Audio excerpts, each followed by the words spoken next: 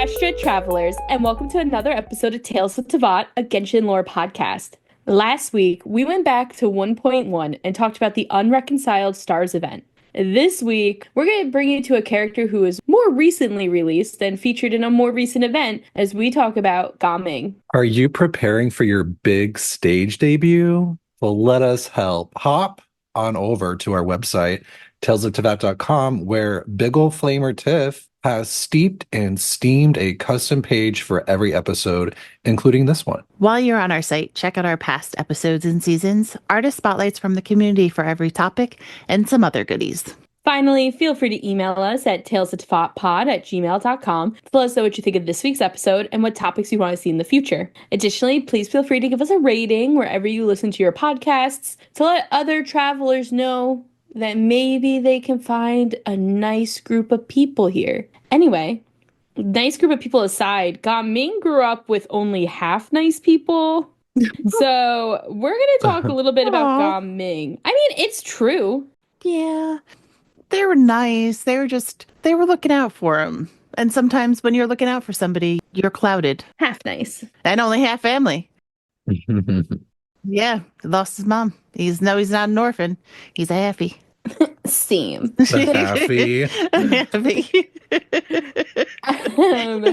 Wow. So Gaming, we first meet Gaming in the 2024 Lantern Rite event, where he is the main attraction and he gets released. He is a guard of sorts. We'll get a little bit more into that later. He's really into something called the Wushou arts, the Suanni, but his life started way back in Chenyu Vale. Over by the beautiful Chenyu Vale and all the tea.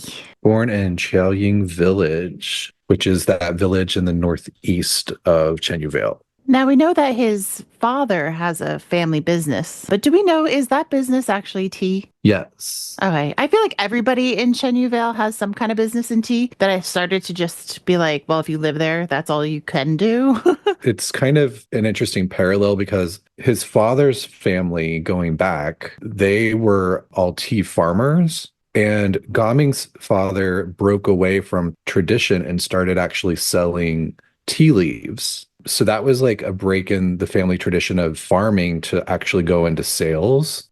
So that's kind of a fun parallel because, you know, a little hypocritical when Gaming wants to do something that's not traditional and he suddenly has a problem with it. And it's like, you did the same thing, bub. You know what it kind of reminds me of is that like concept of like, I struggled so you didn't have to. Yeah, totally. But it's also like, you struggled because you didn't want to be a farmer, man. I don't want to run a tea business. Yeah. Right.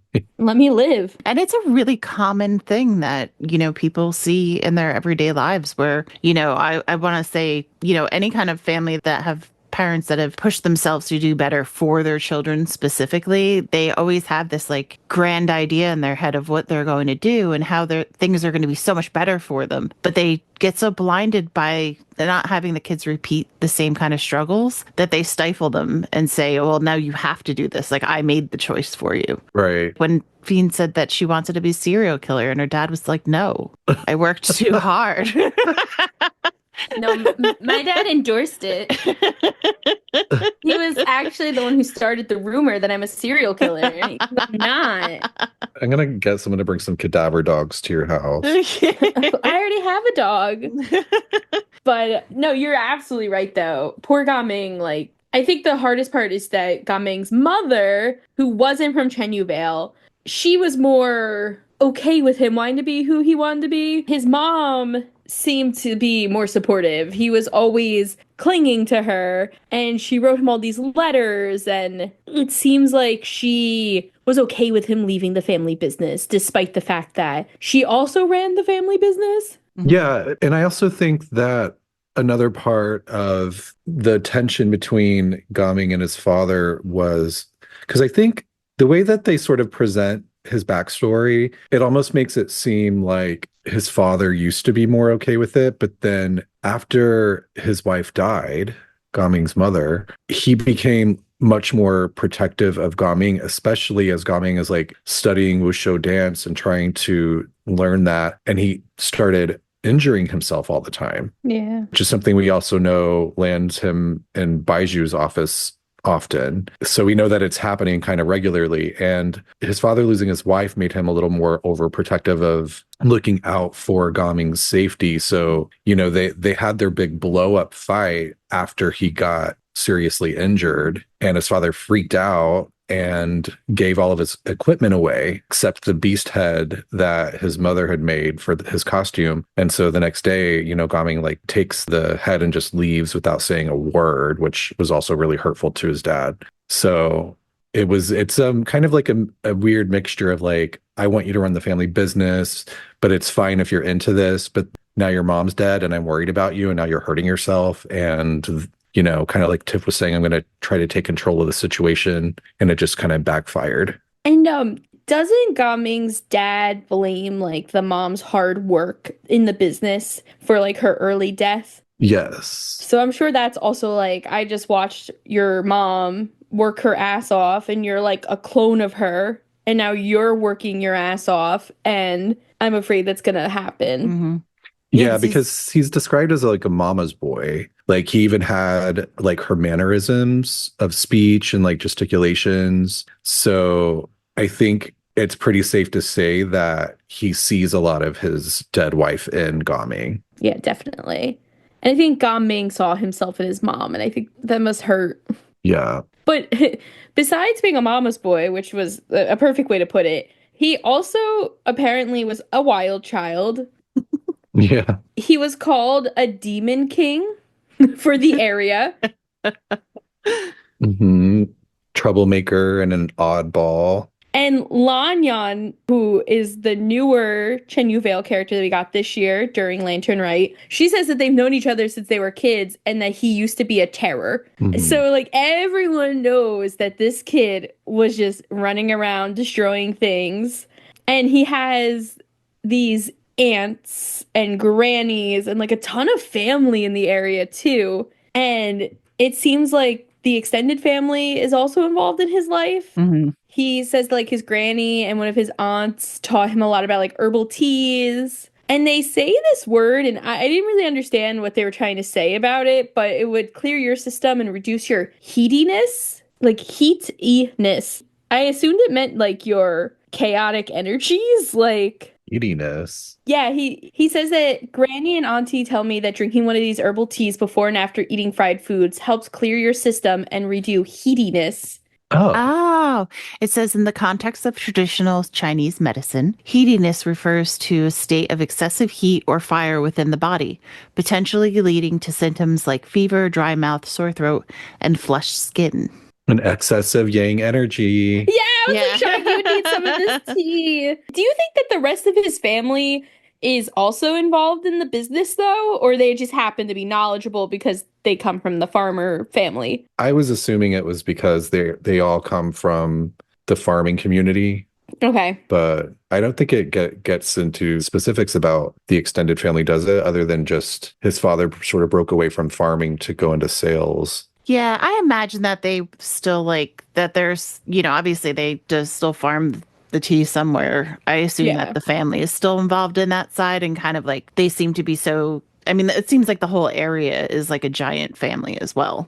Yeah. Yeah, you can tell it's supposed to be like small town China, like a specific area. I think South China is, I know that his Wushou dance is inspired by lion dances in South China. Mm-hmm. So I just took it as like, it's like not big city vibes like Liyue is supposed to be. Yeah. So when he also references the people as auntie and granny, do you think we should be taking in the same rule of thumb we do with Shenhe and Xianyun, where Shenhe's probably not Xianyun's aunt, but she is an older, respectable woman from his family line, so he respects her? I don't know. That's a good question. I was wondering that myself, and kind of going back to that point in Lantern Rite where he's almost trying to avoid his family. But as everybody knows, you can't avoid family. They'll find you somehow. That's and terrible. They just like surround him. And I was wondering that too, just because we see that so often, but I really felt like there was maybe more to it, that it wasn't just the idea that that was the common way to refer to your elders or other people. I feel like these people actually really are his family. A rarity in this game. Someone has family. Yeah. Like so many family members. Yeah. Because I feel like you wouldn't avoid them as much. No, leave me alone. He's like, get out of my face. Stop minding my business. Yeah. He's like, I have a new life now. I'm in the big city making my dreams come true. You can't hold me down. Mm-mm. Take that. I'm going to be a star. I'm going to Broadway. Which is my favorite way to think of Gaming as like a little kid in Texas who like ran off to the big city to become a Broadway star. I love it for him. But I find it interesting too that as much as it's been a sore subject with him and his father, one of the reasons why he knows the dance is from his father. His father took him to see the lion dances and stuff like that, and he became obsessed with it because of that. And with all of his like running around and climbing buildings and stuff like that, he would also like start grabbing like feathers and stuff like that to try and almost make his own little costumes. Mm-hmm. It's super sweet because from a young age, Gaming is like obsessed with Suanni. Yes. And we know Suanni specifically to be Bluey. The solitary Suanni. The solitary Suanni who lives over in Chenyu Vale. It's like a big blue boss. It's involved in our little quest with Fujin and everything. But a Suanni is a folklore beast, and it's like a cross between a dragon and a lion. And they're just mythical creatures, and he's always wanted to see one. He believes they're real. We see them all over Chenyu Vale, but he never sees one. And so when his dad takes him to see the dances for the first time, you know, the whole thing is that they come out looking like a Suanni, and he is obsessed. He gets so excited, and his dad is like kind of confused. He's like, bro, calm down. It's just a dance. And he's like, I want it to happen again. I just imagine that's when like the demon of Gaming comes out. Like, do it again, father. And he's like, okay. But yeah, it is very funny though that the father ends up introducing him to the thing that he hates. Yeah. The thing that tears the family apart too, because as Brandon said, they end up having this huge falling out where after Gaming gets hurt, where the dad throws everything away except for the thing made by the mom. And somewhere they say that it almost led to like a brawl. Like they almost had a fist fight. And instead, that was when Gaming decided to move out. And he ran away to Yilong Wharf, which is the wharf area, the dock area in Chenyu Vale. It's pretty self-explanatory. Not the wharf. Now, over there, he has a job, which is not being a dancer full-time. He works for the Sword and Strongbox Secure Transport Agency, which, like, you really could have shortened that. He specifically is a guard from the communications office, ? Yeah. Which is one of the 8 trades that the Qixing is in charge of, and they specialize in transportation. A lot of their work involves just like transporting shit across Liyue, but they do some overseas stuff as well, and they also help manage construction and road projects. So they do a little bit of everything. And when he first ran away to Yilong Wharf, his master plan was, all right, I'm going to become a Wushou star in Yilong Wharf, then in Liyue Harbor, and then all of Teyvat. And then Broadway.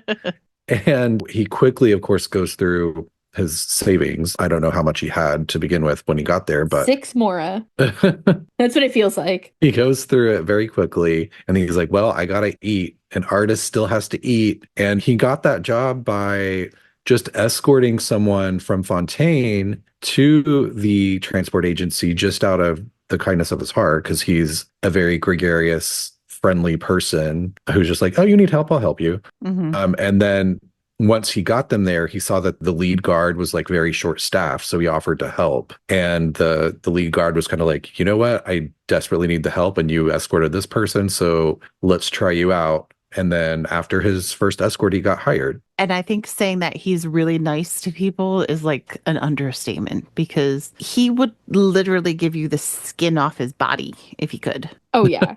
And he'd talk your ear off while he did it. Yeah. He is the chattiest character in this game. And he would take you for dim sum afterwards. Yeah, he's obsessed with dim sum. He's obsessed with feeding everybody. He's always making sure that everybody has something. Even at one point, we're on a boat and he's like, "Oh, I got you, guy who's bringing us on the boat. I bought you food too." Like, he is all about everybody. He's a very kind soul. It's actually so funny. Lanyan says that that's the one thing about him that hasn't changed is that he still carries snacks with him everywhere he goes.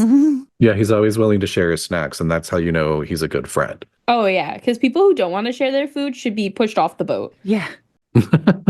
It's very Kachina of him, too. They're like the same kind of people on other sides of Teyvat. She's always carrying it. Gaming and Kachina would get along so well. He'd be like, this is my sister now. Uh-huh. Yeah, I could see that. I also love that because he's so popular among everyone that he interacts with at work, he's very popular, among all of his clients that he helps. And sometimes his clients will want to reward him for his good work with like extra mora or whatever. And he's always like, no, don't even worry about that. Instead, come see my show. Yeah. And he's like, here's a free ticket. Like, I'm performing on this stage on this day and time. Please bring all of your friends. I'll give you the free ticket. Pay for your friends. Yeah. You need to make money somehow. Yeah, like a proper starving artist who's just trying so hard to get people to come to his play. Yeah. And he works a lot. They basically suggest that this boy does not sleep. He definitely eats. And just to backtrack to just two other things from his job, he actually deals a lot with the Feiyun Commerce Guild, which is Xingqiu's family. But he mostly deals with Xingqiu's brother, Womp Womp. How have we still never met him? But he has had experiences with Xingqiu where Xingqiu was like, can I ask you a question? And then Gaming gabbed his ear off. And Xingqiu was like, do you know when the book delivery's coming?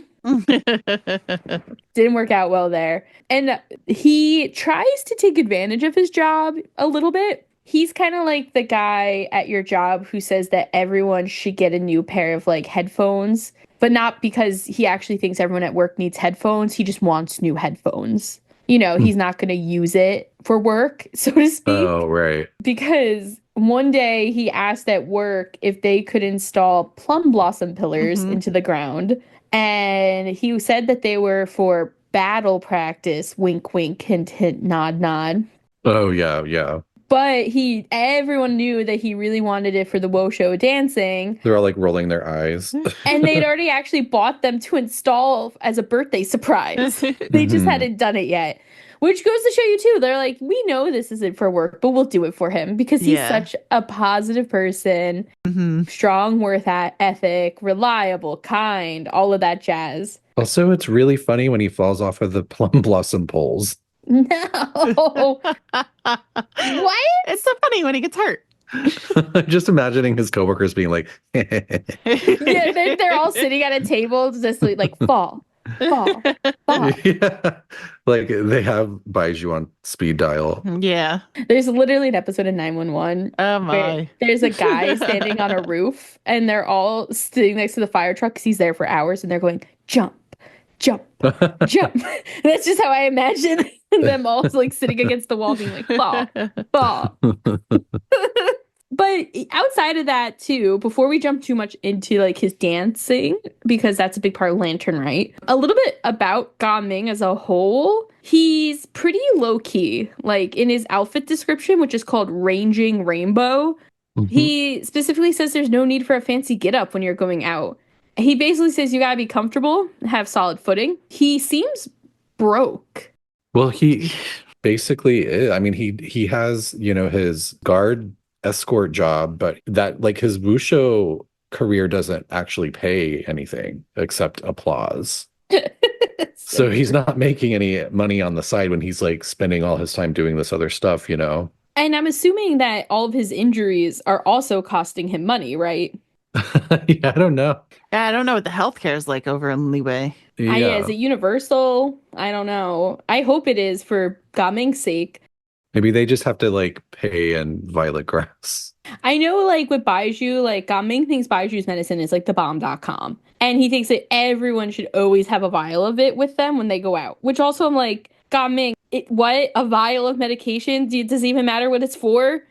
You're just taking the same thing every time. Is it like Chong Chong's venom? But even Baiju says that like no matter how many times I insist that he needs to be careful, it always goes in one ear and out the other. So like how much money are we spending here on Gaming? Because I feel like even if Baiju was giving free services, he might start charging him. Yeah. And it's really cute because Chi-Chi is like trying to help him too. So I don't know if like Chi-Chi remembers him, maybe by writing him down, but he says that she's a lovable munchkin. Mm-hmm. And she blames all of his injuries on being stiff. And so she'll literally make him do stretches with her. That's such a cute image. Can you imagine that? Like now he's got 1, Kachina as a 2, sister, Chi-Chi. 3, 4, 5. What number was I on? And he's like doing them with her. You know, he's like totally enthused to be doing it. Like, we got this. I just imagine like Eon-san levels for exercise in Gaming at that moment. Yeah, like she's doing the little stretches, and meanwhile he's like doing acrobatics around her. Yeah, exactly. Another reason that it seems like he has no money is because he has a voice line about being in the desert, and he goes, "Dang, I bet water costs an arm and a leg around here. Good thing I brought my own." Like, who's thinking about that in the desert? Like, buying water. Like, has he ever been there? Has he seen that there's no shops? Well, maybe his job has taken him there, like for an escort. One time I fell asleep. I was playing like on my iPad and laying down, and I fell asleep, and I like dreamed of Gaming because he just kept talking to me while I was sleeping in his Wait, idol. Tip, you fell asleep playing Genshin? That's never happened before. No, never, ever. And then the fact that I had to say like, oh, I was laying down, because it doesn't really matter. I can fall asleep sitting up too. Sometimes I just, I get really comfy. Yeah. So then we have Gaming working. We talked a lot about him working, but this is where his job and his love of Suanni kind of come into place. He ends up meeting a Suanni. Because he's like obsessed and he needs to meet a Suanni. Yeah, and he didn't know where to find them until he talked to Xingqiu. Which, leave it to Xingqiu. Mm-hmm. Xingqiu's like, you told me when the book deliveries are coming in, I'll tell you where to find mythical beasts. I'm like, why do you know this, Xingqiu? The best is, though, he goes there and he's waiting, and like he like has his eyes closed because he sees this like shadow, and he expects this ginormous Suanni. And by the time he opens up his eyes, it's this tiny little guy. And he's just like, oh, well, let me pet you. You're my friend now. Which, this is the one thing that I know we say things off all the time, but it really gets me when they say things differently. Yeah. And the little guy, the little Suanni, who becomes his friend, he says Manzai, but the miscellany video says Mansai. So it's like, I don't know which one it is, if it's Zai or Sai. Mm-hmm. I said Manchai because that's how it's spelled. I'll take an iced man chai Yeah. latte, please. Don't say it. Oh, a man shot. A man chai latte. I heard they're pretty hot. But when he ends up finding Mansai like shakes or something, and like a crystal pops off of him. Well, first they end up, after he tries to pat it on the head, it's like, excuse me, you want to go, Glinda? And so they end up dueling. Can you imagine dueling that little guy? Yeah, but it's sort of like an acute, like he like pulls out his beast head that he just carries around with him, and he starts mimicking the moves that Mansai's making. And so it's more like they're kind of like dueling, but he's also just kind of like matching what Mansai's doing. This sounds like West Side Story. Like they just dance battled. Yeah, it's like a little dance battle. And so he sort of charms Mansai in the end and kind of wins him over. I mean, if anyone was gonna charm him, it'd be Gaming. Yeah, I mean, he worships the Suanni, so. I'm sorry, I'm still not over You Want to Go, Glinda. Still, I've been sitting over here dying. You want to go, Glinda? That we're gonna imagine from now on when you see them together. Yeah. That's actually, I got that from an episode of Angel, Shut which Feeny hasn't seen yet. up. What? It's like a future episode where like someone is like about to fight a witch. Someone. I don't like that you said someone. Now I'm like, who is it? Who's fighting witches? You'll see in a few seasons. Seasons? Oh my God. We watch one episode a week. We'll be on season 12. 12? Oh, we'll be on. Okay, that's different. I was like, there's 12 seasons of Angel? I was like, holy shit. I knew you said it went longer than Buffy, but what the fuck? Well, I know after Buffy ended, it continued, but what the fuck? Yeah, for one more season. But anyway, back to Bonsai. So at some point, Gaming like is petting him, and Jewel falls off, and it's like a vision, but it's a dead vision. That's kind of how I took it. Oh, I didn't take it that way. You just thought it was like a crystal? I just thought it was a vision that appeared in his mane. Oh, okay. I thought it was just a rock. I got a rock. A pretty rock. Because the only reason I thought it was like a dead vision or something is because Gaming kind of acts like there's no way it could be his. Well, like so many characters in this game, he acts like a total airhead about his vision, and just kind of like doesn't acknowledge it really. Like he forgets about it until he fights 10 bandits who tried to steal a delivery and kind of got his butt kicked, but like still like fought off 10 bandits by himself. And the vision got left with the delivery. And so the owners who received it mailed it back to him with a thank you plaque. And he's like, oh, he thought it was like theirs at first and was like, why did they send me this? And then it took him a while to realize, oh, this is my vision. He's like, oh, fuck. I don't know. And I think I took things too much as Gaming. Like I took Gaming's airheadedness with it, and I was just like, oh, he really just got a rock. That's funny. And then later on, I was like, oh, now he got his vision. Okay. That was nice that he got it later. It never even dawned on me that Dum Dum, it was his, yeah. It was his vision the whole time. Oh my goodness. Can we just talk though about him going 1v10 against the treasure hoarders? And they basically make it sound like he kept fighting until the Millilith showed up. Mm-hmm. As soon as backup came, he was like, all right, peace out. I did my job. And nothing, when they inventoried it, nothing was missing. Nope. Yeah. Not a he thing. He protected all of it. He's like 5'7". Yeah.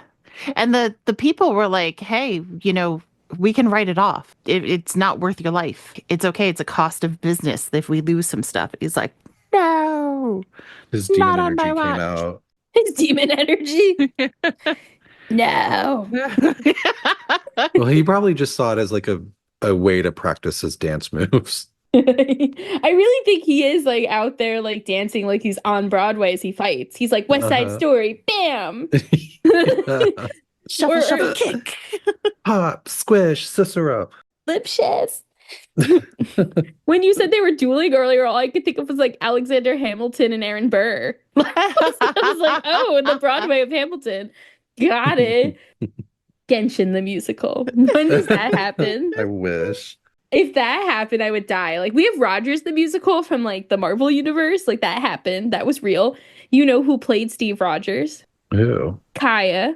I mean that Josie played him. I actually think it's a brilliant idea to have like a musical event where they like really make it like a musical, like little mini film or something where like take all the voice actors that can sing and like let them like give them a part in it and let them sing. But that would be hard because they might have to change it for the different language versions But most voice actors can sing. Yeah, because they're trained. I'm sure a lot of them can, but you know what I mean? Like, you're going to want to feature the people that can sing the best. Yeah. Which I'm thinking about the English VAs, and I'm like, all right, we're going to have Albedo, Ito, and Child. They all sing. I just think that you guys are really just saying that you love and miss Hu Tao's rap, that you want us to have an entire like event about it. No, we said nothing about raps. Broadway theatrics. You brought up Hamilton. Like it really would turn into Hamilton if Hu Tao was involved. That's different. There's a difference between rap and a slam poem done as a rap. What do you think rap is? I mean, it's not slam poetry. But it's still poetry. Yeah, but there's slam poetry is very different. Have you ever watched button poetry, man? It gets down. But also, you said something about a musical episode, and all I could think of was the show Crazy Ex-Girlfriend. Have either of you watched it? Yeah, I've seen that show.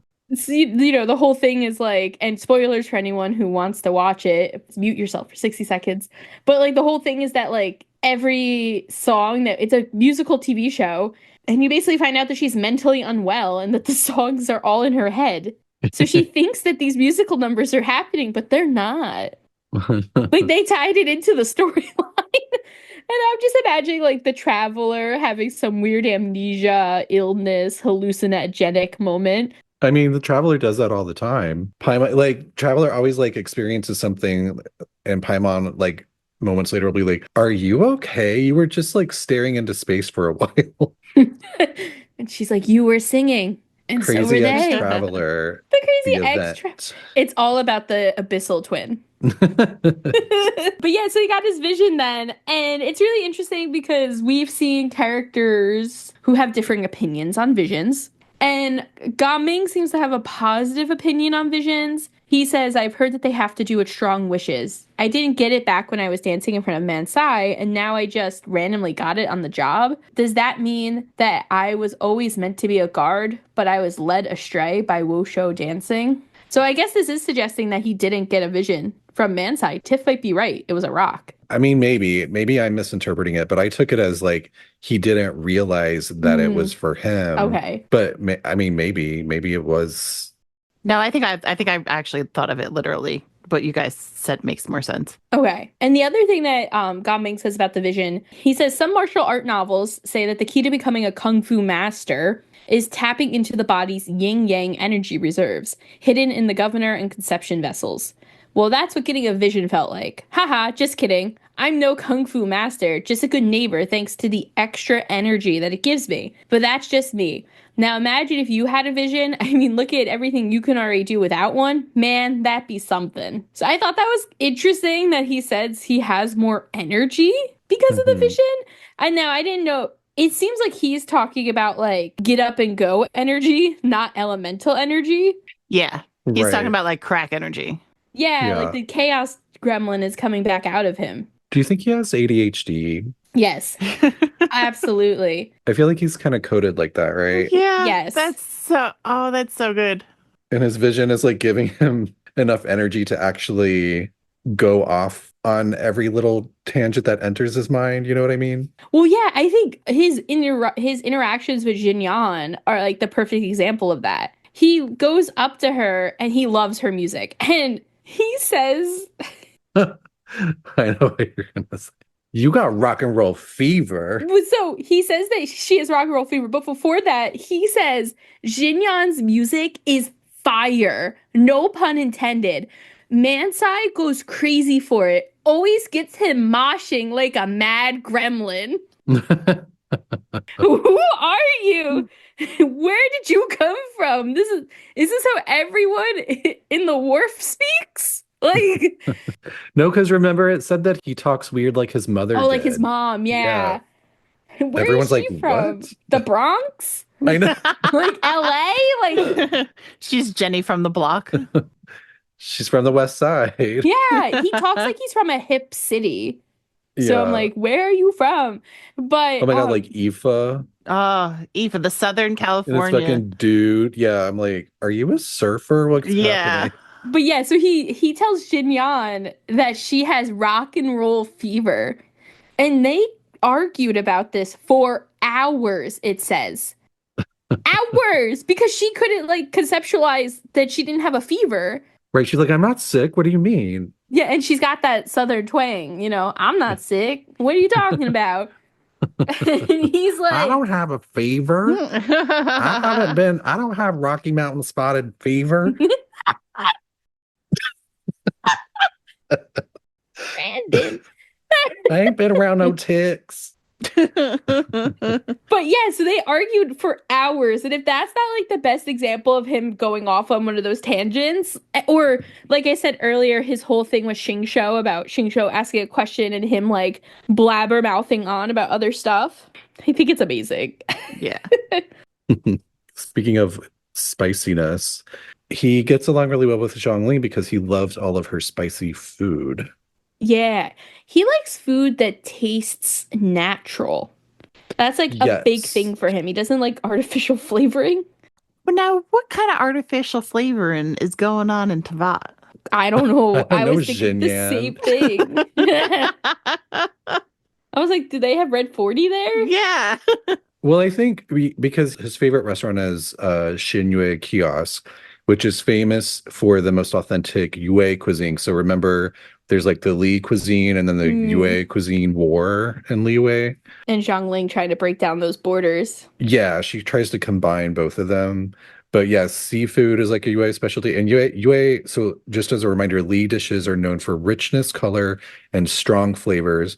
And Yue dishes are known for fresh aromas and nutritional content. So Yue is more like more natural food. I'm assuming Li has like a lot of like herbs and like special ingredients that are not normally thought of as being a food ingredient. I love that they brought that back because I feel like we haven't heard about this culinary war since Zhongling. Right. Which, what is she, like, within the first 5 patches of the game? Yeah, it is kind of early on for her. Mm-hmm. So it's nice to see that like it's still a thing going on. I know they should have a character that's like hardcore Team Lee dishes, and then they could have like a little like that person could have a little moment with Gaming. And then Zhongling comes over and she's like, fuck both of you. Right. Come together. Or like the Gourmet Supremos daily quests. That'd be cool if they had one like that in Liyue, because that one's in Inazuma. Yeah. Where they're like having a food battle. I love those guys. Yeah. It's a serialized daily quest with a little more. No, you get a primo at the end. It's Yeah, probably there is primo. one. Don't they have one of their dailies where you can go and talk to Zhongling Yeah. or Yeah. her dad? Mm-hmm. You get to choose which one. So yeah, they could totally like bring that, like have a little crossover with that. My favorite thing about that series of dailies is that like I didn't know it was a series. I honestly thought I was like unlocking random world quests with them Mm-hmm. because they're just like a traveling group of chefs. It's so Yeah. random. And every time I'd run into them, be like, "Ooh, look who's back! What are we doing? What are we making?" Like I'd be like, "This is so random. What is happening?" Yeah. But just to say too, Zhongling, when she sees Gaming coming, she always makes a big pot of tea for him because even though she said that she'll dumb down the spice, he refuses to let her. And so she knows he's going to need a lot of tea to really help him like clear out his system with the heatiness, I guess. Is this why he's pyro? Well, I don't. It's so funny because he actually brings up like Xianyun in reference to heatiness. He's never met Xianyun according to his voice lines. Now that could have changed in an event, of course. But he says he's heard the name, and he says that guy's got a pure yang spirit. Where I'm from, we call that heatiness. Dude needs to drink more herbal teas for real. So I'm like, can we cure Xianyun with tea? Maybe he's been trying all those ice pops. Little did he know he just needed to swing by Chenyu Vale. Yeah, or make tea pops. Mm-hmm. So eventually, Gaming creates his own Wushou dance group. He does this on the side, like I think Brandon said earlier. He makes no money, and they're the mighty mythical beasts. And if you play as Gaming ever, you'll hear that very clearly in your head. Mighty mythical beasts. It was so ingrained, like I said, when I had my little nappy nap with Gaming. I was like, what is that? Where did that come from? Like, is that like is that like the gua? Like, yeah, it got stuck in my brain as something much more than just a dance troupe. Does it get any better than that, though? Yeah. when you do like his like charged attacks and stuff, he still does like dances and stuff. He's actually a lot of fun. As some of you know who've been hanging out in our server, Shades of Teyvat, we've been doing some teapot tours, and I've been putting some progress and stuff in one of our channels of things I've been doing in my teapot. And Wait, what's a teapot tour, Tiff? A teapot tour is a night that everybody in the Discord is welcome to share what they have going on in their teapot and talk about their setups and get some different ideas and chat and just have some fun. I've been showing some updates in mine, and I have used an enormous amount of pavement, which takes a lot of rocks. So I've been playing as Gaming for quite some time because he busts rocks better than anybody in the game. But he does a little dance.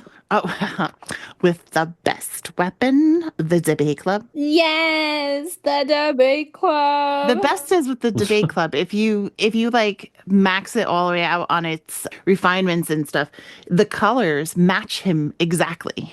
It's perfect for him. It's like they designed the weapon for him. Yeah. The talking stick, which is a battle pass one, is actually a little bit better on him, but I won't do it because the debate club, the R5 debate club, just it's perfect. Yeah, it looks good. So I have Serpent Spine. Oh, Serpent Spine. Okay. Yeah, it looks really good on him too. But yeah, I play with him a lot, especially recently. I've been playing a lot with him and his new mother, Cloud Retainer. Yeah, I also have debate club on. We'll talk about Cloud Retainer in a minute because she's a pretty big deal in Lantern Rite with him too. Mm-hmm. But Gaming is the founder and leader of the Mighty Mythical Beasts troupe. He founded them shortly after finding Monsai. There's one other known member that we've met, and his name is Diepuk, Y-E-U-K. He's an NPC that you can find in Yilong Wharf. He also works for the Secure Transport Agency, and he's a drummer in the troupe. He says he's the busiest guard in the Wushou dancing community. Yeah, that's what Diepuk says, which I'm like, have you met Gaming? Yeah. But Gaming also says that this is like the most expensive hobby and passion that he could ever have, and that with all the wear and tear, he's constantly needing to replace his equipment, replace his clothes, and that it's a little unsettling for him. He basically says most of his monthly paycheck goes to it. But now, what is he replacing? I would assume shoes, the mask. Mm-hmm. Like, we don't know if he wears something different normally. He might also be in charge of like replacing the drums and stuff like that. Like, if he's in charge. Okay. I'm sure they don't have a budget. The little wooden things that he stands on. Oh, the pillars. Yeah, because even when he's fighting, he like throws one down and jumps on it. That must be so annoying to carry around. Like, he's got a debate club and a pillar. Like, God. And a giant mask. Yeah. Yeah. Where does that go? I mean, if you think about it, A's walking around with the titty sword, so. Yeah, but she's a god. I feel like she just puts the titty sword back into the plane of Euthymia. Like, the entrance to the plane of Euthymia is through her cleavage. Yeah. It's everyone's cleavage. Like, hey, lady, can you take me to the plane of Euthymia? Oh my God, you say that to someone in a bar and they're like, what? Yeah. Like, do you need help? But as Brandon referenced earlier, Wushou dance does refer to the traditional lion dance, which is a performance that always has very like colorful costumes, and it's supposed to bring good luck and ward off evil spirits. And a lot of times the dance is performed during the Lunar New Year, which is Lantern Rite in Genshin. Mm-hmm. Also, there is some thought that maybe Gaming being a guard for his agency is like a nod to the Chinese guardian lion statues. Oh, that's nice. Like the ones in Liyue Harbor that Hu Tao bathes. The one that Hu Tao bathes and says is her pet cat. Uh-huh.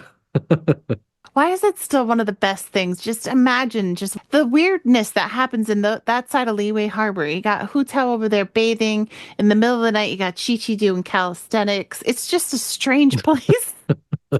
It's a great place. You got Zhang Li, who's literally like Hu Tao's assistant, acting like he runs the whole town. Yeah. He's like, I'm rich, but I have no mora. But I'm rich in knowledge. Give me tea. Hu Tao, where's your wallet? And Hu Tao, like, for a brief second, really thought that, like, Zhongli found money, but then Child left Liyue. Now Zhongli's broke again. Sad times. Can't he just make some more? No, because he left that lifestyle behind, Brandon. He's no longer an Archon. Right. Come right. on. I mean, he could, though, if he fucking wanted to. I mean, he could have a really serious counterfeit operation going on. I mean, he didn't go and break his throne like some other Archons. So, I mean, he may have quit it, but it's still there. He's a contract about that somewhere. Also, we're talking a little bit about the arts. We know that he loves Xianyun's music, but he's also very inspired by Yoonjin. He thinks that like her art is just gorgeous and wonderful. He wishes he got to experience it more. He's like, one day I'll make money for my art like her. One day people will pay for my acts. Right. Until then, I will force it upon them. Which brings us to Lantern Rite. Speaking of being forced upon. Yeah, they're like, here's his whole story. We'll never give him a hangout because you're going to cry now. You got it all right now. Yeah. Like it or leave it. That's when we actually first get to meet him, is in the Lantern Rite, like you said. And he, we take a little ride over to Chenyu Vale with him because we're accompanying some goods back and forth, which I think that's when we actually get to pretend to be Xingqiu. Right, Fiends? Yeah, we're supposed to be the young master of the Feiyun Commerce Guild. And since nobody's seen him, they're like, yeah, traveler, you're it. Which is just so funny because if you play as Lumine, you're kind of like young master. Like, don't you know that they're brothers? Yeah. But okay, I'm not going to question you. I mean, Xingqiu looks so androgynous. I don't think anyone would think twice. That's also true. That's very true. Doesn't. We go hang around Chenyu Vale, but that's actually there's a lot of stuff that's going on during Lantern Rite because Cloud Retainer is also given to us as a playable character at the time. So she has a whole story kind of going in there as her human form. So there's a lot. And then we got 2 other Adepti pretending to be dudes. Things are strange this Lantern Rite. This is why I never know which story's what because they're all Lantern Rite. But it was like the best Lantern Rite. It was good. But you know what's funny? I said this to you the other day of all the Zhao Lantern, like the Adepti little setups and stuff. That's the one thing I didn't like about that Lantern Rite was I didn't like the big lantern. That has nothing. Who was it? Who was it that time? It was the tailor. It was the Yaksha. Oh, that's homophobic, Tiff. The gay demon. I mean, hello. This is the Gaming episode. I love Cloud Retainers. I mean, I just love Cloud Retainer in general, but I think that, she just continues. She's very much like Alice, where she's just continues to collect children of her own. Yes. Yeah. That need a parent. And so she does that with Gaming to a degree. Now, it's not as they're not as close as, like Shenhe.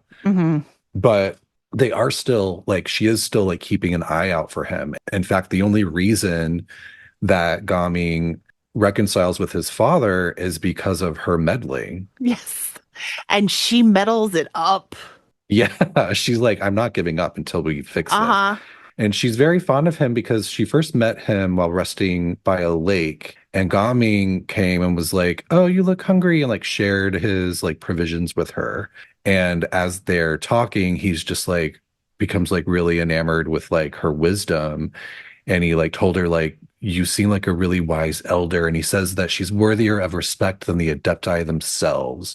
And so she says that she's been watching over him since then. What a hit or miss thing to say to her, though. What a what? Hit or miss thing to say to her because he's like... Because she is an Adeptus? Yeah, you're better than the Adepti. And she's like, Yeah. She's like, well, I am better than most of them. Yes. I was going to say, if there's one way to get into Cloud Retainer's good graces, it's give her a compliment. Flattery. Yeah, absolutely. Flattery will get you everything with her. Yeah. Now, in Lantern Rite, before we run into her, if I remember correctly, we run into some of Gaming's family, and he gets a little upset. And we bring him back to Liyue Harbor with us, where he's still not in the best mood. And Yao Yao invites us to go make kites, because that was the big thing for Lantern Rite that year was kites. And so we go up with Cloud Retainer as a human, Shenhe, Yao Yao, some random ass little girl, and Ganyu. ourselves and Gaming. Ganyu is there. Oh, and Ganyu. Of course, Cloud Retainers, all kids. She wouldn't be a random ass little girl if you played Cloud Retainer's story quest. Random ass little girl if you haven't played Cloud Retainers story quest. Because this is a little side thing too. The only reason I always remember that Ganyu is there, because this has nothing to do with Gaming, but Shenhe is obsessed and wants to touch her horns and put some shit on her horns, and she's like, they're really sensitive. Don't do that. And I was like, ooh. I'm like, don't go around touching other people's horns. Shenhe's like, I literally don't have human mannerisms. Yeah. Despite being a human. Ganyu is more human than I. Yeah. And she's only half. But they make kites, and it really does seem to be like a boost factor for Gaming. He's definitely in a better mood. You get like a really cute, funny Paimon kite for your teapot. And Gaming and Cloud Retainer talk, and Cloud Retainer realizes that what's going on, basically. Mm-hmm. So this is when my favorite part of Lantern Rite happens, is Cloud Retainer comes up with a plan that she's going to basically talk to Shenhe while Gaming is sitting next to his dad, and the whole thing is like Gaming's dad's got to overhear the conversation. So we go to help out with this plan, and we run into Zhongli, who's just flying a kite. Yes. And that will never not be funny to me. Well, like, he's flying a kite because he's like, Hu Tao asked me to check this out and make sure it works properly. Mm-hmm. And then Zhao shows up because he thinks it's Hu Tao.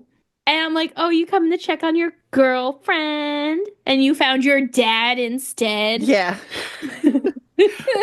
But like during this time, though, when we're talking to Zhongli, the other part of Cloud Retainer's plan is that these two mysterious bandits come over and try and steal the stuff. Steal Gaming's dad's goods.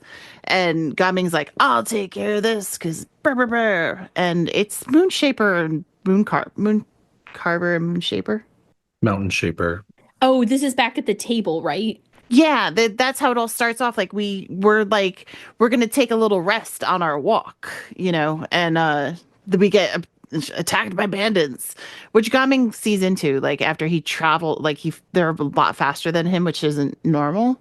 But like during that time, Zhongli is sitting there talking to Gaming's dad and kind of like, I know somebody who has some 2 grown daughters, and she got to just thinking like these kids should run their own lives. And basically he's just like spilling out some wisdom and helping Dipyak, which is his Gaming's dad, like come to the realization that he's being dumb about his son. Mm-hmm. And then as that kind of like wraps up, then it's like, Gaming comes back and he's all like, you guys are up to this. And they're like, just go sit and have some tea with your father. So, and he's like, well, he is kind of coming around. So they sit for tea. And then lo and behold, the most awkward pair ever sits next to them, Cloud Retainer and Shenhe. That was so funny. That conversation, like you were saying, Fiends, it's like, I really like dim sum. Don't you, mother? Like, what? They're so awkward. And they're like they're trying to like kind of come up with and say like, oh, I appreciate that you're my daughter and that you do these things that are really important to you. And, same thing that Zhongli was doing, just kind of like pasting it in there. So as Gaming and his dad start talking, now these two nosy Nellies are sitting there listening to them. Because that literally is, they start because Gaming's obsessed with dim sum. He starts talking about dim sum, and Shenhe's like, I didn't know that dim sum ritual was really important. And Cloud Retainer was like, shh, shut up. We're just listening. We're just trying to make sure my plan worked. It's so awkward that it's like, why didn't they put Zhongli and Zhao? Like, why did it have to be Cloud Retainer and Shenhe? Because it's her plan. She gets to be center stage. Mm-hmm. Oh, it's so funny though. Also, can we take a second just to talk about dim sum? So I didn't know what dim sum was when I was reading about Gaming. Like, I kind of had an idea, but I wasn't sure. And so I did want to say that dim sum, for travelers who aren't aware, is a traditional Cantonese meal. And they're usually like bite-sized dishes. And it seems like they're mostly like a brunch lunch thing.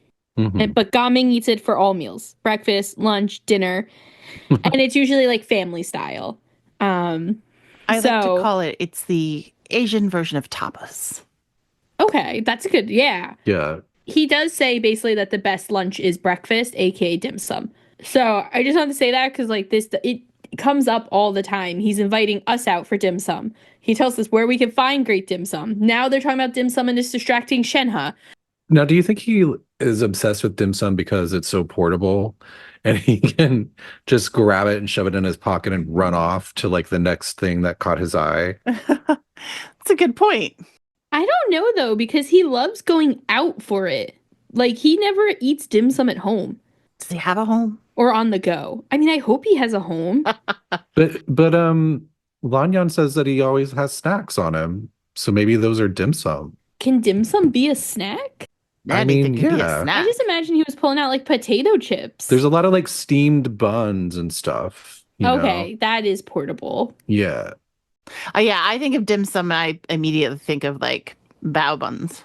Hmm. Okay, that is portable. Okay, I'm here with it then. Like dumplings and stuff like that. Then yes, that could be his snacks. But he loves going out for it. Yeah, especially going over to, Xianyun kiosk. Yeah. I don't know why I can't say that word. Xinyuan, Xianyun?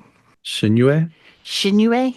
Just sort of like Liyue, but with Shin instead of Li. I don't really think I say Liyue properly either. I listen to Zhang Li say Liyue, and we are not on the same level.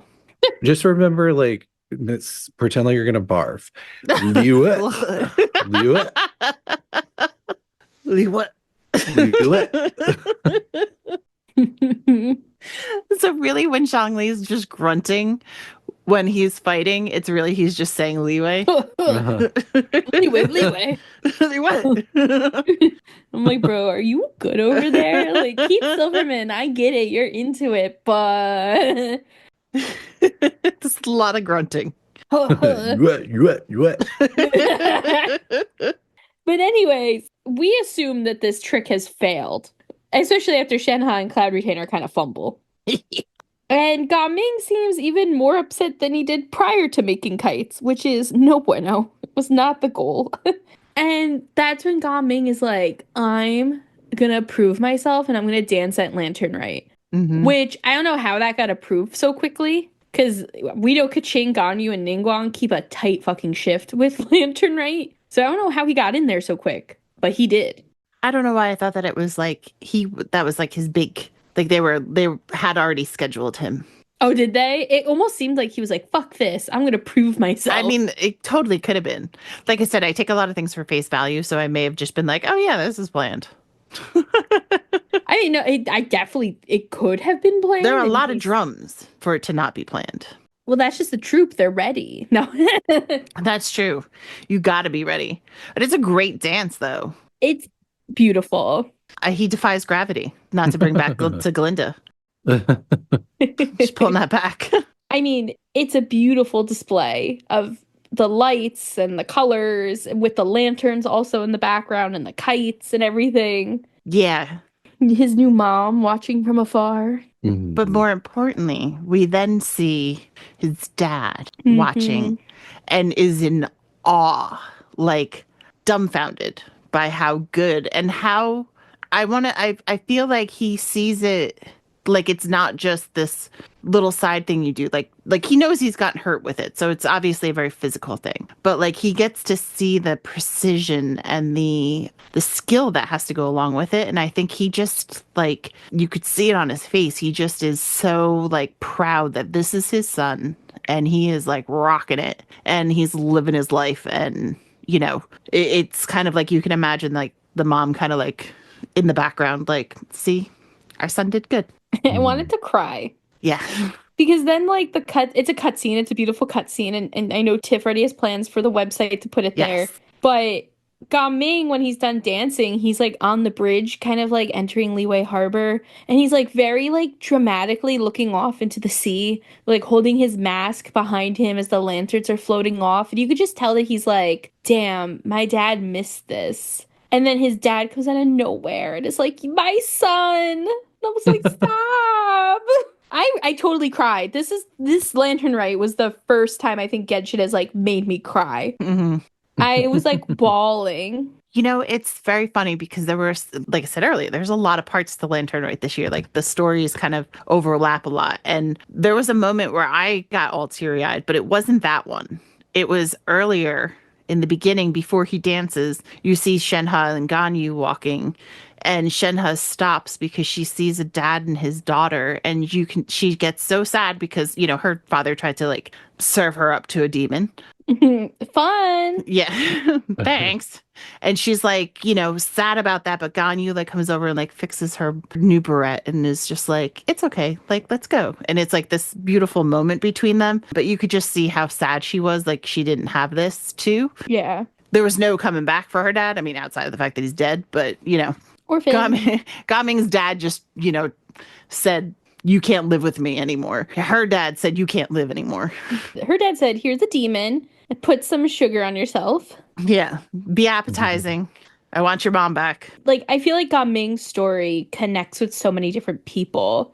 I've talked to a lot of our friends about Gaming, and I've heard people say that Gaming is a wonderful representation of like a traditional Asian household. Like the expectations, the lineage, and the expectation of you taking over lineage and being a son trying to break that cycle.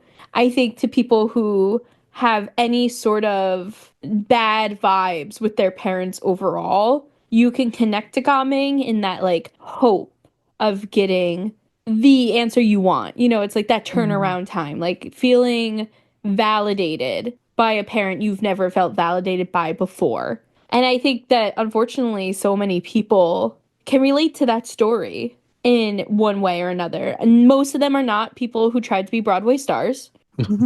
But, you know, whether it's you're quitting the family business, you didn't go to college, you know, you moved across the country. There are so many reasons that a parent will be disappointed in you. Yeah. That they You're shouldn't gay. be. You're gay. You're a Broadway star and you're gay. You're non-binary. You're non-binary. You're dating a girl. You're not dating someone that like is a family friend. Yeah, you're dating someone from a different culture. Different culture. Yeah. There's just so many reasons that parents will hate on you for which really there's no fucking reason for a parent to hate on you unless you tried to kill them. And there was no reason to try. But even to then kill it's them. like, did you deserve it? Well, yeah, Yeah. it's like if the parents have done nothing wrong and then the kid tries to kill you, all right. I Yeah. could see you hating the parent. Yeah. The parent having a hatred toward their child. But, you know, I just think it's such a beautiful moment and it's such a connecting factor for any fan. Yeah. I don't think there's many people out there that unfortunately don't relate to Gaming's story in some shape or form. Mm-hmm. Yeah, whether or not it's on such a grandiose scale or on a smaller scale too. Yeah. You know, it doesn't have to be the exact thing, but there's always forms of like you guys said, you just named a whole bunch of them. Like it could be something as small as choosing a different career or you know, living your life a different way.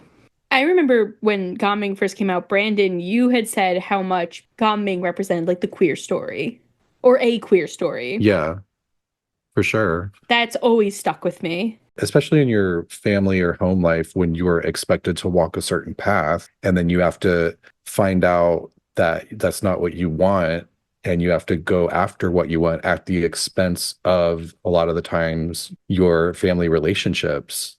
That is a very queer storyline.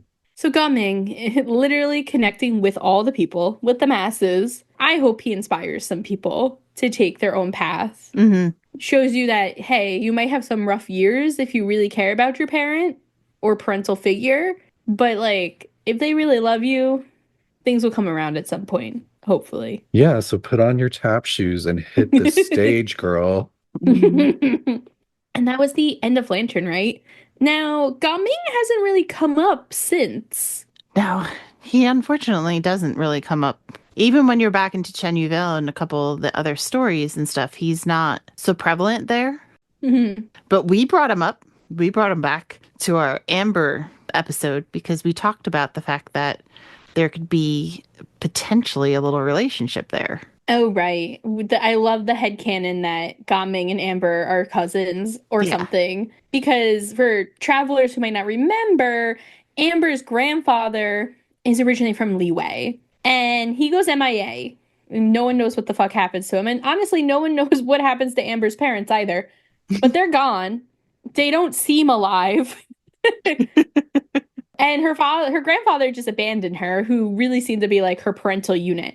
And there's a lot of assumptions that he actually went back to live in Chinsei Village with his childhood sweetheart. There's no facts behind that, but there's a lot of like thought of like, what if he went back and he had another kid? And then like Gaming was born, or what if he had like knocked her up before he went to Mondstadt? Because the grandfather, he was like he was on a mission when he went to Mondstadt, and he like got hurt and then he stayed in Mondstadt. So there is this thought of like, what if he never knew that the woman he was seeing got pregnant and had a kid, and then Gaming is that person's kid? Or, I mean, what if Amber's mother just abandoned Amber and went and moved to Chenyu Vale? Because remember, she's not from there. She's from afar, and she talks weird. Yeah. Maybe she abandoned Amber and then went and raised Gami. The only thing there is that they're so close in age, I feel. Like, Gaming and Amber, I almost think Gaming is older. Like, he lives on his own. He moved out. He has a job. Like, he seems like he's, like, 20, and Amber's maybe 18. Like, does that make sense? Like, that idea? Yeah. So maybe it's even, like, maybe his mom didn't die. She just faked her death. I don't know. But I guess that doesn't work either, because it's only 2 years. Yeah, I think we're trying really hard to make this fit. I think they're cousins. I really do. I think it makes more sense that like he possibly left a woman knocked up in Liyue prior to going to Mondstadt, and that, before he came and had another family. Or that he had siblings, of course, too. Like, we don't know if there's more family of Ambers in Liyue. They just look similar. Yeah, they really do. I like the fact that the stories could, intertwine some way. Even their eyes look similar. Like, have you ever, like, really looked at their eyes? Like, they both have kind of boring brown eyes. Wow. Listen, I have brown eyes, so I could say it. Like, considering all the other characters have, like, these neons and, like, Albedo's eyes literally look like the symbols on the alchemy table. Like, give me a fucking break. Yeah. Mulani's are goldfish crackers. Yeah, and Hu Tails are flowers. Plum flowers. So, you know how it is. Man, me and my boring brown eyes over here go back to what I'm doing. Hey, I have boring brown eyes too. Are you related to Amber? I am, actually. Actually, I am Amber. Takes off my Scooby mask. Just because you know how I love always pointing out the crazy little things about genetics and stuff that are, I like to remind people that you should be lactose intolerant as an adult. And if you're not, you're actually a mutant because you have a mutated gene that allows you to have cheese. But that's actually what the eye color is. Natural eye color should always be brown, and it's a mutation for lighter colors. So we're the base. We're the map, the diagram. I'm very mutated then because I have blue eyes and I can eat dairy. Damn you. You're a mutant. Mutant. If only it came with superpowers. Yeah. Well, your superpower is eating cheese. That's true. It is a superpower. It is. I'll tell you a funny story. I was on TikTok the other day, and I was watching a TikTok that was like the rarity of the different eye colors. And so the first one I saw was like brown and whatever, and there was like a darker brown. It was telling you that, and then it went to this blue, and it was like this very deep blue. And it was so deep that it looked fake. And I was like, people don't have blue eyes. But like, that was like, and like, I kind of like mumbled it out loud. Thank God no one was around. And I was like, oh, wait, people have blue eyes, man. They just don't look like this blue. Like, it was such a dark blue. I was like, I've never seen like this deep of a blue eye in my life. I've only seen like light blue. So I was like, people don't have blue eyes. That's only an kind of crazy. This is this. My eyes were a lot bluer when I was a little kid, by the way. What do you mean by bluer though? Like a darker, deeper, like clearer blue. And then as I grew up, they became more like grayish, greenish, if that makes sense. Was your eye like originally like Candace's blue eye? Well, I don't know if it was like sparkly and shimmery and like... I just mean like that blue, like that deep of a blue. Wait, let me look at Candace's eye. Hold on. Just her one eye. Because their other one is gold. Yeah, it looked like that when I was a little kid. Wow. I want pics, Brandon. I expect them. But only for a few years. And then as I started growing, they started changing. You know who you looked like as a child, Brandon? Who? Child.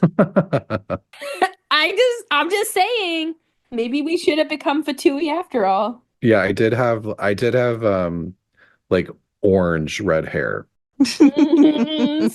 What I'm hearing is that Brandon hates Child so much because he is Child. Mhm. Yeah, I just love trying to commit mass murder. Maybe you're Child if he hadn't fallen into the abyss. Maybe. Never went to the Fatui because of that. Never became obsessed with fighting. Yeah, never like had to fend for your life. Mm-hmm. But anyway, Gaming again. I have one other theory about Gaming. And it's not really a theory. It's mostly a proven fact, but I think there's still a lot of debate about it. Gaming has an eyebrow piercing. Ah, the eyebrow piercing. Mm-hmm. We have stared into that boy's hair a lot. Yeah. It's like almost 100% guaranteed that if you are looking at him, the eye on the right, where he has like the sick fade in his sideburn, that side, there is a eyebrow piercing. Huh. I'll have to look at it next time. Yeah, you definitely have to look for it, which I think is Mhm. why so many people are like, shut the fuck up. That's not real. Brr, brr, brr, brr, brr. But like, if you really like zoom into his eye, you could see like what looks like a little metal ball. Mm-hmm. And it makes sense because he kind of has like this angsty look about him with the side piece being like shaved with the like pattern and everything. For a while, people thought he had a tongue ring too, but I haven't seen that. Yeah, I think that one we proved wrong. I mean, I'd like We spent it. a long time staring at Gaming's face. Yeah, I mean, he's Creeps. cute, so it Yeah. works. Last week we stared at Auroran's ass for a really long time too.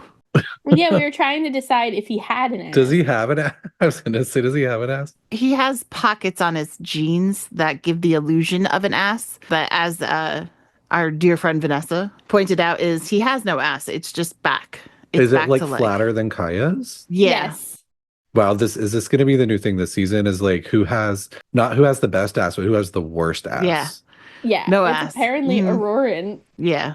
She literally Wow. said he has no ass, he just has back. And I was like, and then our other friend popped in and was like, yeah, that's all back. I was like, what? And Tiff was like, just my type. Yeah. Tiff was like, but the pocket. Tiff likes The it. Tiff likes pockets. both extremes. I was trying to make the pockets work so this way I could be like, oh, my boyfriend has an ass. Stop making pockets work. I just have two little things. One is that the way Xingqiu talks about Gaming makes me a little worried about Xianyun. I know. Because he's like, his job has all the makings of a chivalric hero. And he's like obsessed with chivalry. And like the fact that he like lent him the books to go find the Suanni and everything, I'm like, is there something going on there? Does Xingqiu have a little crush? Mm. Which is so funny because the biggest ships on the internet that I've seen with Ming are Lanyan, Xianyun, and Fremine. But like if you looked at the lore, you would add Xingqiu. Yeah. Maybe they can have a little throuple moment. Also, the only other thing I wanted to add was we share a notes document when we record our episodes. And I was scrolling down and I looked at Feeney's notes and under Gaming's mom, the first bullet is in all capital letters, double spaced DEAD. It was the most important takeaway. Not just that she's dead. She is DA. All caps, double spaced. All I could think of when you said that was like in one of our very first episodes, you were like, so we share a Google Doc. So I was having like PTSD. That was when I spelled Conria wrong. And they spelled it like Conorrhea. Gonorrhea. And you were like, I have gonorrhea. And I was like, oh. my little piece was actually about the dead mom. Yeah, dead mom has a note that she wrote to Gaming, so she knew her death was imminent based on like reading the letter. It's a part of his friendship level that you can actually read it all, but he has it kept folded up inside a book. And you can tell that, like, they describe it as, you can tell he's read it quite a bit based on the fact that it's been opened and put away and things like that. And it was like, the book was a coaster for her teacup for years. Oh. And his new purpose for it is to put a letter in it. And like, she used to tell him that he should read more, but she never opened the book. The irony's just not lost on him. put her tea on it. Yeah. So I don't think he's ever actually read the book either. He's just puts the note in there. But it's a beautiful little note. But it's also, she kind of like seemed like a reluctant mother at one point, but then was like, he was so worth it in the end. Like, you'll always be my little boy kind of thing. It's a nice little thing. It's like, even though you made me abandon my daughter, Amber. Yeah. Now, I do have one question. So was it just one letter or more than one letter? Just the one? I think it was just I think one. it's just one. Yeah. And then, does this mean that Gaming was not around as his mom's health declined? Like, did he even know? Or do you think this was something she just wanted him to have after? I think it was something that she wanted him to have. Like, she knew she was dying and wrote the letter for him to find after her death. That's so sad. Yeah, that's how I took it too. And this is the weirdest thing. My cousin, when my uncle passed away, when they were like going through his house, my cousin was just looking for a letter from him. And I was just like, well, do you know that he wrote this letter? And she's like, no, I just really hope that he wrote me a letter. And I was like, and I just remember looking at her going, that's such a random thing. And then this, I was like, oh, maybe it's something that people do. I want a letter. I want a letter from beyond the grave. I feel like when people don't feel like they have closure, Yeah. a letter is so warming to have. Mm-hmm. It's like if you didn't have closure, you didn't get to talk to them before they died. Like, it gives you a little semblance of what that could be. And I think it's nice that Gaming got that. I feel there's a lot of people who are like your cousin who didn't get it and are disappointed. Yeah, she was disappointed. She was very close to him, so it's a little bit of a difference. She just, I don't know, she had it in her head, and I almost did wish that she had asked him to write that for her. You know, like, if that would have meant so much, you know, he totally would have. Now that he knew that he was, like, you know, his death was unexpected. But, you know, it would have been nice to, you just, basically what I'm saying is tell people what you need from them, and they would do it for you because they love you. Yeah.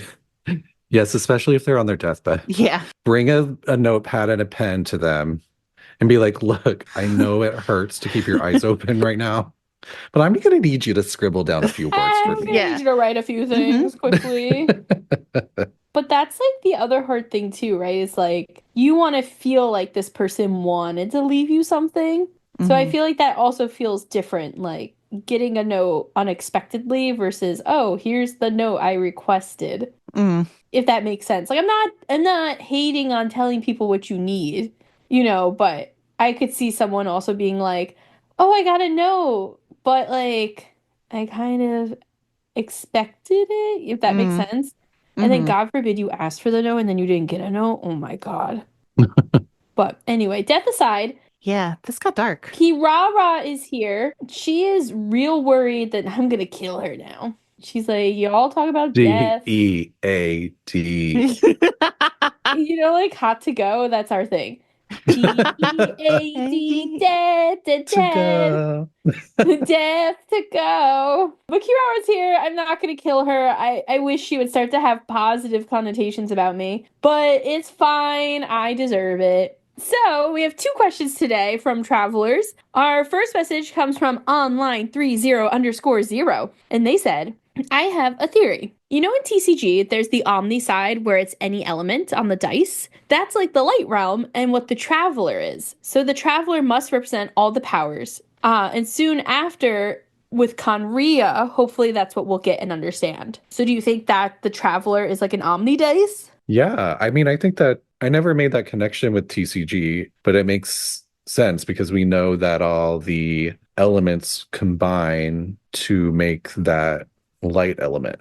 And it makes sense that that's what the traveler would be. Yeah. because they can attune to any element. I like it. Yeah. Yeah, I never thought about that, but yeah, that makes it make more sense for them to have the Omni die. But I like the idea too that like since we know what element comes from each nation, that Conria would be the Omni. Yeah, it's a fun concept for sure. Yeah. Now, do you think that they're going to eventually release like characters with this like Omni element type? I don't know. Is it just like a traveler based thing? Like, would that make the traveler not special anymore if there were other characters like that? Yeah, maybe. Well, I mean, who's to say? I mean, it could create some interesting tension for the traveler because suddenly traveler isn't like the most powerful person around anymore. You know what I mean? Yeah.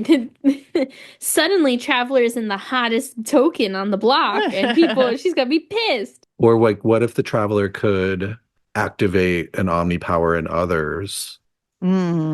Because I think if they are going to do like an element, quote unquote element like that, like omni, they're obviously going to have the opposite, which is quantum / abyss power. Oh. Which, you know, they have this in Star Rail already. You know, it's called imaginary. That's like the light element, and then quantum is the abyss element. So if they are going to do that, and we've talked about this before, how we think they might end up doing it, especially after reading the manga and seeing the like weird purple fire stuff that we kind of speculated could be an abyssal element that, you know, was that Kale sort of had access to temporarily. We've sort of, and I mean, we've seen it in enemies too. They have this like abyssal power. So Yeah. we know that the light element is like the opposing force to that. So it could make sense for them to release both of them as new element types.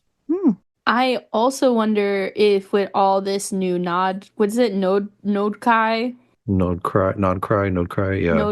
new like Shiznaya lore that is dropping, if one of those newer groups could possibly have the power too. Like I've been obsessed with the idea that there are Fae now. So I wonder if the Fae could have that, or if it is the Conrians, is it possible that it's like a slight power that all Conrians have because like visions are gifted to you? What if this is like an elemental energy that a human can withhold themselves? Because I always wondered why Kaya's Pari makes him disappear for half a second. He's got some weird power. I don't know what it is. Yeah, and the same kind of happens with Arlecchino. Yeah, and they're both Conrian, right? So who But I mean, knows? Mona can also teleport. Well, that's different. magic. You can't teleport in the game as a playable character. She can only do it when scary men with giant hats show up. She can turn into little water droplets and like zoom across the ground. And So can water. Ayaka with snow. And Hu Tao turns into flowers. But I always assume that Hu Tao is like traversing the border at that point. She's like, and now I'm dead. Now I'm alive. She's sprinting. I'm dead. No, I'm alive. I'm dead. Now I'm alive. I'm here. Now I'm there. But we do thank you online 30_0 for the question. Yeah, thank you, online. Thank you. Our next message comes from MJ, and they said, if you were to start a new Genshin account with the challenge of only using one weapon type, which weapon would you stick to and why? Who would you want to main with your chosen weapon type? MJ said, for me, I think I'd pick a Claymore and main Kaniche because I just think the giant sword is cool. I know there's still no Hydro Claymore, but maybe eventually we'll get there. Which is ridiculous. Can we just point that out? This is ridiculous. There's no Hydro Claymore. Yeah. Yeah, I had to be like, wait, there's not one yet? That's crazy. Like, why wouldn't they have one yet? Yeah. They have like so many they have so many duplicates now, you know, of like element versus weapon type. Would you say Hydro is the character with the least is the element with the least characters? I would guess that. I'd have to look at a list to be sure, but Elemental type. Hold up. Just give me 1 second. Damn, there's 14 Animo, 11 Geo, 16 Electro, 10 Dendro, 12 Hydro. oh, so it's Dendro. Yeah, that makes sense. 16 Pyro. Wait, what was Geo? 11 Geo. 1, 2, 3, 4, 5, 6, 7, 8, 9, 10 Dendro. 1, 2, 3, 4, 5, 6, 7, 8, 9, 10, 11, 12, 13 Hydro. So Hydro, then Geo, and Dendro.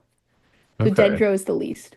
Dendro makes sense because it didn't come out in the very beginning, but at the same Right. time, I feel like we got 35,000 Dendro characters all at the same time. Yeah, and we also have a claymore, a catalyst, a bow, a sword. Hmm. Like we got is that all the weapon types? Oh, a pole arm. We don't have a or is Emily a pole arm? Yao Yao's a polearm Oh, Yao Dendro. Yao. I think Emily is too, right? Or is she Catalyst? I forget. I feel like she's giving catalyst vibes, which means she's probably a pole. Yeah. Emily weapon type. Pole arm. So what is it for you guys? It's really hard for me to pick between Sword and Catalyst. And I mean, part of me just wants to say Catalyst so I can main Nouvellette. But I also really like the sword. I like how fast and choppy it is. But I also like slinging magic. I like to sling some magic around. I'm gonna say Catalyst, and I'm gonna main Nouvellette. But if I did pick sword, I'd probably main Kazuha. Even though I really love Ayaka as well, especially with her fast sprint. I've always liked polearm. I always have gravitated toward polearms. I just like the fighting style a lot more. I already main a polearm. So if I had to push another way, if I was going to go, if it was going to be a different account and not like what I have now, I would say I would go with a catalyst just because I feel like there's such wide array, especially now. I feel like some of the catalysts in the later characters that have come out as catalysts have been so powerful, more so than their predecessors. Mm. And I would say that, you know what? My two first catalyst characters that I played with all the time were Barbara and Yanfei. I'm gonna main Yanfei. She doesn't get enough love. You've been saying that for years. I have. She needs a new outfit and a story. Yeah, a hangout or Yeah, something. I agree. So for me, it comes down to like a logistics thing. My immediate thought is I want to pick sword because my like main team is 2 swords and 2 bows. But I definitely like swords better. You know, I have Kaya and Albedo. I like using Xingqiu. I like using Alhaitham.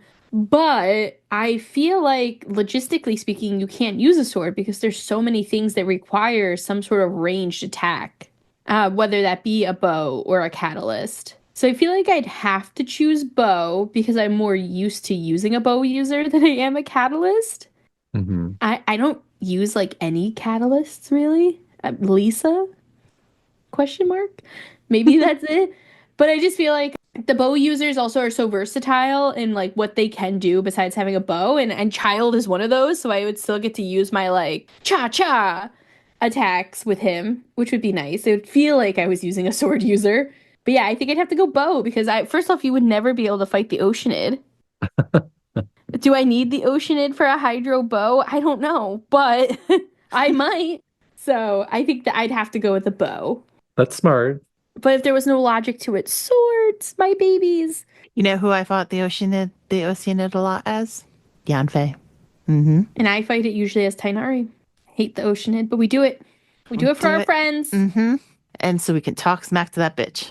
Yeah. I'm like, go back to your kingdom. Oh, wait, Ajiria's dead. Hate to tell you, it's over. Yeah, fuck you. Shouldn't you be a human? Like, I'm so confused. But thank you, MJ, for your question. Thank you. Travelers, that is all the time that we have for today. Thank you for coming back to more present time than last week as we talked about Gaming and got emotional about family values because family values always bring out emotions in us. If you liked this episode and you'd like to hear more, you can visit our website, talesoftevat.com, to see all the visuals and see some past episodes. You can email us at talesoftevatpod@gmail.com to let us know what you thought of this week's episode. As per last season, if you have negative comments, just address them to Albedo. He will read them first and make them... He'll turn them into a spider and eat them. Yeah, I like that. I was like, Albedo's just gonna like, give it to us dry, He wouldn't give us like powerful emotions. He'd be like, they basically said you suck. Instead of whatever, like, meh, meh, meh, that happens. So yeah, Albedo will be vetting. You can also rate us wherever you listen to a podcast. You can follow us on Instagram, Tales of Teyvat Pod, or on Twitter, Tales of Teyvat. We are also on Blue Sky, Threads, and YouTube under the same names. You can also join our 18 plus Discord server, Shades of Teyvat, if you're interested in talking to us, asking some Kirara mail questions, talking Honkais, Genshins. Sometimes there's leaks. There's a lot of fan fiction, other games. There's a lot of fun stuff going on. So if you're interested in joining, you can go to bit.ly/Shades of Teyvat, all lowercase, no spaces. That being said, next week we are going to be going to Inazuma as we discuss Guji Yai Miko, which I'm super excited about because we've talked about the Yai publishing house, but never Yai herself. Get ready, Goro. Mm-hmm. I know. Hide your Goros or don't for the next episode. Until then, safe journeys, travelers. We'll see you next time. Bye, Broadway nerds. Broadway, here I come. All I can think of is that song from Smash. So, like, I think